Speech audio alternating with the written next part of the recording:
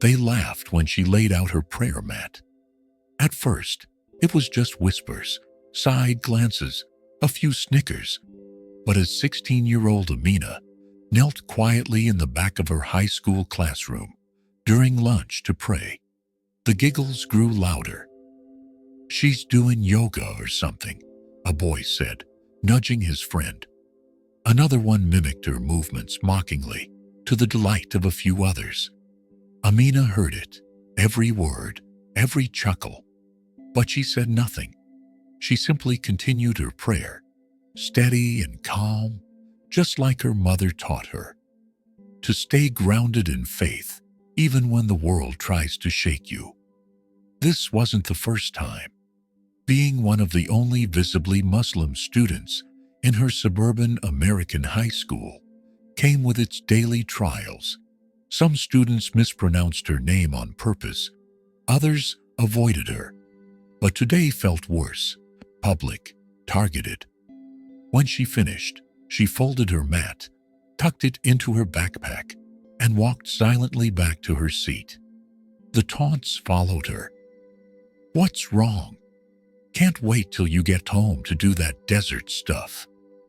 The class burst into uncomfortable laughter. Amina's cheeks burned. She looked down, pretending to scroll through her phone, heart pounding. Then, silence, the kind that swallows the room whole. Everyone turned toward the front. It was Mr. Thompson, their history teacher. Oh, no one had seen him standing by the door. Apparently, he'd returned early from lunch. His eyes scanned the class slowly. His voice, when it came, was quiet, but unmistakably firm. "I saw what just happened," he said, "and I'm going to tell you something. Not as your teacher, but as a human being." The room was still. What Amina did just now, that was faith. That was discipline. That was courage. And what I just saw from the rest of you was ignorance. He paused. Amina was exercising her First Amendment rights. You know, the ones we just spent a whole week learning about. Freedom of religion, expression, dignity. Some students shifted uncomfortably in their chairs. Mr. Thompson continued, stepping slowly into the center of the classroom. "When I served in the military overseas, I saw young men kneel on prayer mats while bombs fell in the distance. I saw them pray for peace, for their families, for us. And let me tell you something, those moments were sacred, humbling. What Amina did in this room today reminded me of that." He turned to face her. "Amina, I apologize for what you experienced just now, and I thank you for showing more grace than anyone else here." The entire class was silent. A few looked down in shame. The boy who had mocked her was now fidgeting with his pencil, eyes fixed on the desk. And then, something no one expected happened. Mr. Thompson walked to the whiteboard and wrote 3 words: courage, character, compassion. "This," he said, tapping the board, "is what I hope you all leave this school with. Not just facts and stat scores, but the ability to stand up, not just for yourselves, but for others." Later that day, during lunch, something incredible happened. One of the girls who had laughed earlier sat next to Amina and said softly, "I'm sorry. I didn't understand before, but I want to." A few others nodded. Over the next few weeks, the mocking stopped. In fact, every day during lunch, the corner of the classroom where Amina prayed remained respectfully quiet. No more jokes, no more whispers. Because one teacher spoke, one student prayed, and an entire class learned something that no textbook could teach: moral. Sometimes the most powerful lesson comes not from a chalkboard, but from silence, faith, and one brave voice. But just when she thought the laughter would never stop, and the humiliation might become her daily reality, something completely unexpected happened. something that no one in that cafeteria could have predicted. What began as an ordinary lunch break, filled with ridicule, suddenly turned into a life-changing moment. Because that day, a familiar face walked in, and everything changed.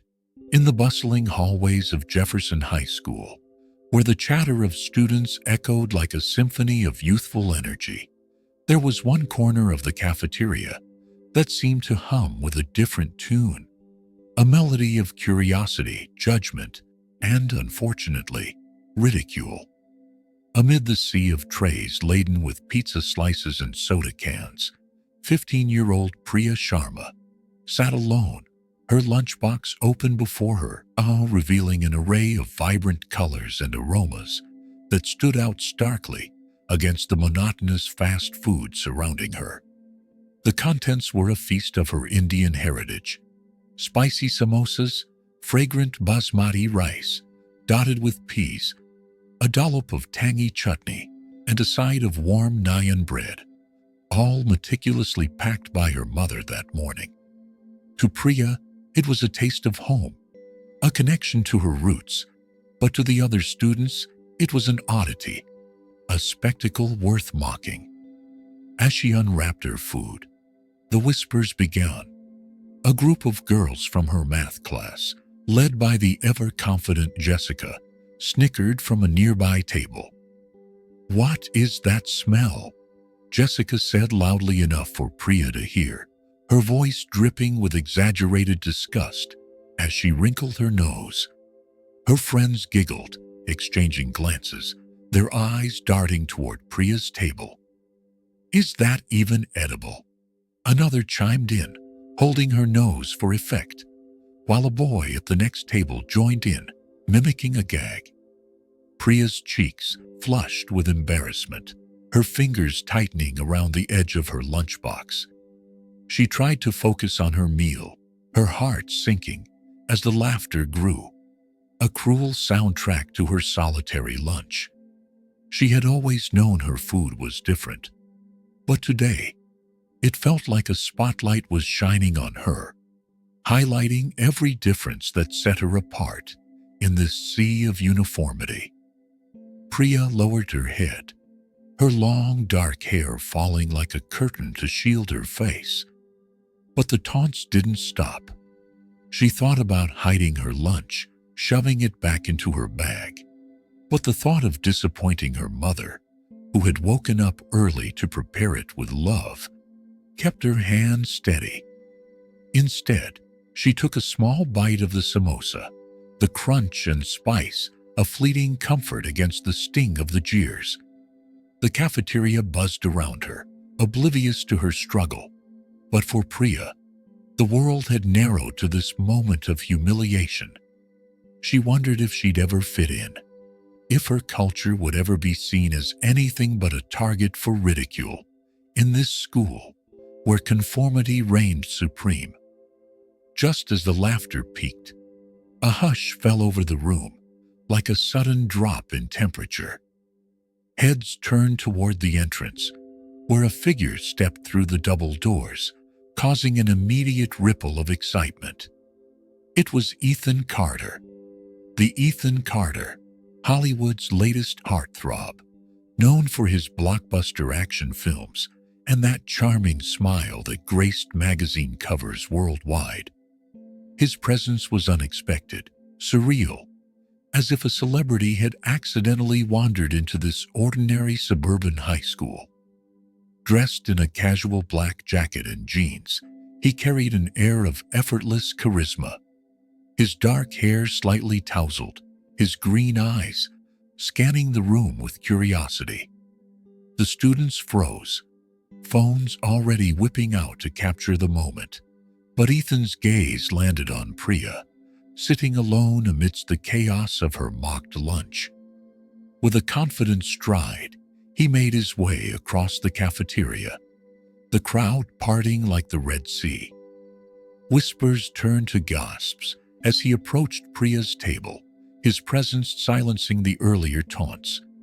Jessica's smirk faded, her friends exchanging confused glances unsure how to react to this sudden twist. Priya looked up, her eyes wide with disbelief, her samosa halfway to her mouth.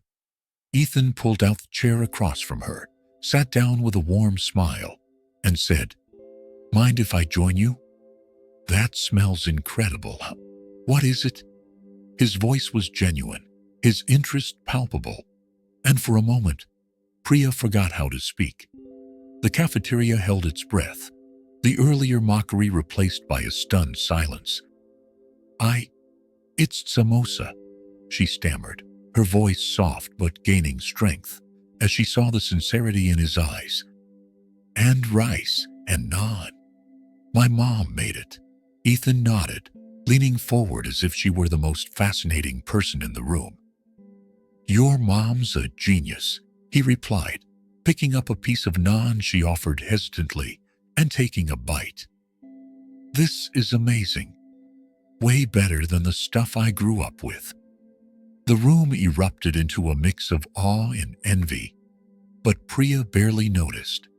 For the first time that day, she felt seen, not as the girl with the weird lunch, but as someone worth knowing. As Ethan continued to chat with her, asking about the spices and her family's recipes, the mood shifted. Jessica and her friends, now red-faced, tried to salvage their dignity by pretending they hadn't been mocking her moments ago. But the damage was done. Other students began to drift closer. Curiosity piqued, some even asking Priya about her food. Ethan, sensing the change, turned to the crowd and said loudly, "You know, diversity is what makes life interesting. Priya's lunch is a masterpiece. Maybe you should all try something new instead of judging it." His words carried weight, and a few students nodded, while others whispered apologies to Priya under their breath. The bell rang, signaling the end of lunch, but the moment lingered. Ethan stood, giving Priya a thumbs up and a promise to visit again, leaving her with a newfound confidence. As he walked out, flanked by school staff who had rushed to manage the chaos, Priya packed up her lunchbox, her heart lighter. The mockery had turned into a memory, overshadowed by an unexpected ally. Word spread quickly through the school, and by the next day, students were asking Priya for recipes. Her lunch no longer a target, but a topic of admiration. In the most unexpected way, a celebrity's kindness had transformed her quiet struggle into a celebration of her identity, proving that sometimes the loudest voices for change come from the unlikeliest of places. Thanks for watching. If this story moved you, like, comment, and subscribe. For more powerful real-life stories, turn on the notification bell so you never miss what's coming next. See you in the next video.